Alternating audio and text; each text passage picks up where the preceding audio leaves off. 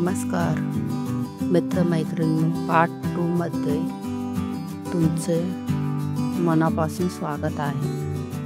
मागच्या व्हिडिओमध्ये आपण केसात कोंडा होण्याची कारणे आणि 2 होम रेमेडी पाहिली आहे।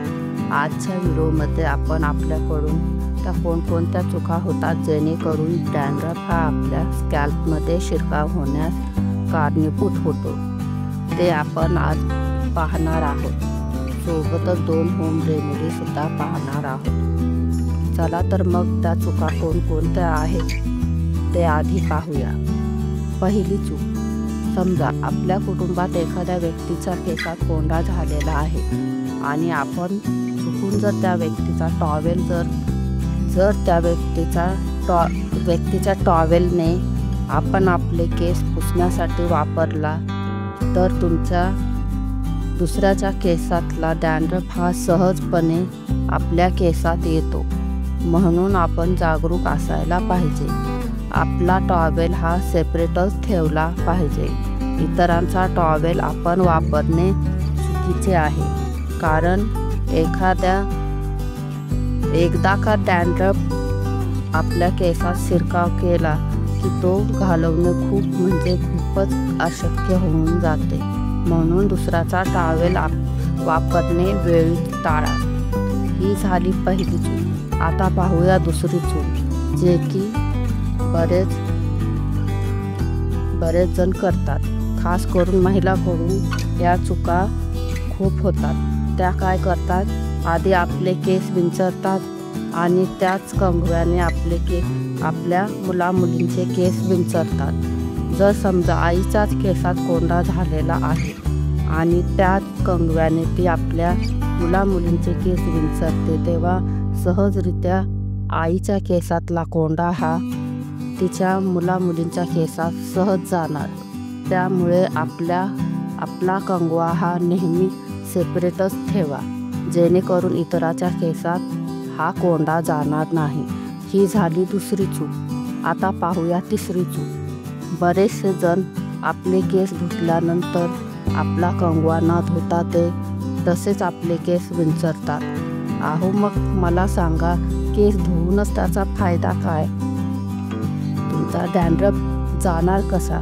नेहमी लक्षात ठेवा, केस धुतल्यानंतर आपला कंगवा, आपली उशीचे कवर आणि आपण वापरत असलेले केसांचे हेअर स्क्रंची किंवा रबर जे आपण यूज केलेले आहेत ते सर्व काही निरम्याच्या पाण्यात थोडे डेटॉल टाकून त्या पाण्याने ते स्वच्छ धुवून उन्हामध्ये छानपैकी वाळवून मगच त्याचा वापर केला गेला पाहिजे।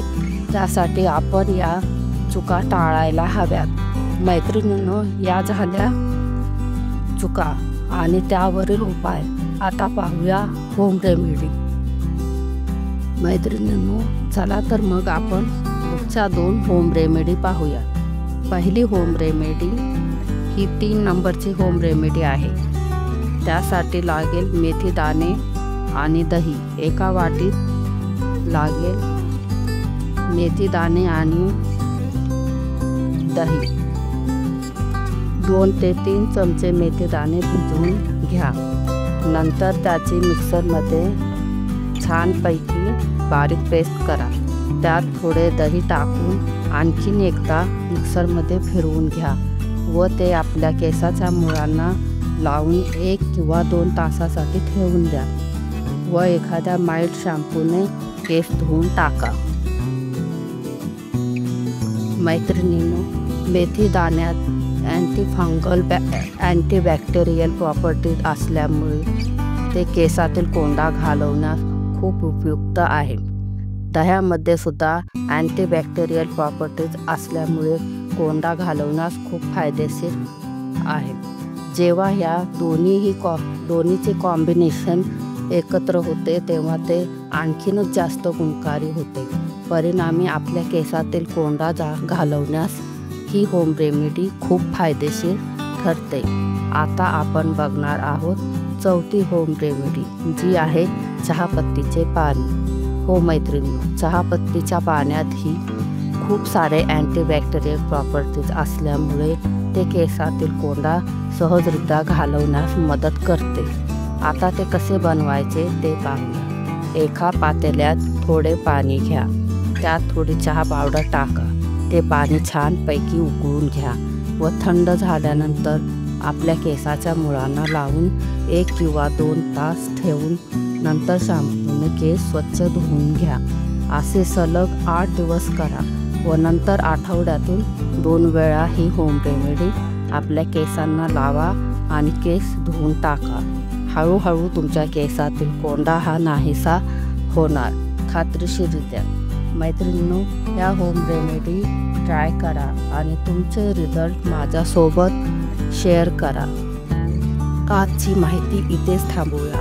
पुढच्या व्हिडिओमध्ये म्हणजे पार्ट 3 मध्ये भेटूया आणखीन 2 होम रेमेडी घेऊन. तोपर्यंत चॅनलला लाईक करा, सबस्क्राईब करा, सोबतच बेल आयकॉन प्रेस करा. तोपर्यंत धन्यवाद.